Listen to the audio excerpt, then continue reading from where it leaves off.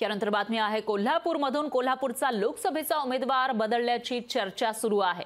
एकनाथ शिंदेंची खासदारांसोबत चर्चा झाल्याचं कळत आहे, तर उमेदवार बदलाच्या चर्चेचा भाजपकडून मात्र इन्कार करण्यात आलाय। धनंजय महाडिक यांना उमेदवारी देण्याची चर्चा होती, तर भाजपकडून कोणत्याही सूचना नसल्याचं महाडिक यांनी सांगितलेलं आहे। कोल्हापूरचा लोकसभेचा उमेदवार बदलण्याची चर्चा सुरू झाली आहे। कोल्हापुरात भाजप खासदार धनंजय महाडिक यांना रिंगणात उतरवण्याची चर्चा आहे। त्या पार्श्वभूमीवर मुख्यमंत्री शिंदेंनी शिवसेना खासदार आणि नेत्यांसोबत चर्चा केली आहे, तर मवियाकडून छत्रपती शाहू महाराज निवडणुकीच्या रिंगणात उतरवलं जाण्याची शक्यता आहे आणि त्यांना टक्कर देण्यासाठी धनंजय महाडिक यांना रिंगणात उतरवलं जाणार असंही बोललं जात आहे। मात्र महाडिकांनी या चर्चेचा इन्कार केलाय। जागा बदलणार, उमेदवारी बदलणार या सगळ्या चर्चा आम्ही तुमच्याच माध्यमातून ऐकत आलेलो आहे। अजूनपर्यंत तशी कुठलीही सूचना आमच्या भारतीय जनता पार्टीच्या प्रदेशाध्यक्षांकडून किंवा कुठल्याही नेतेमंडळींच्याकडून आलेली नाही।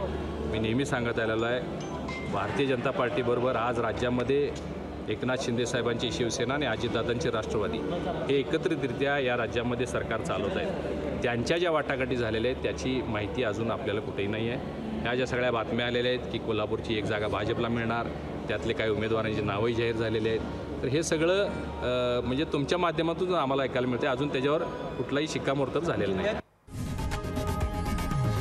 लोकशाही मराठी ऐका, पहा, जागरूक रहा।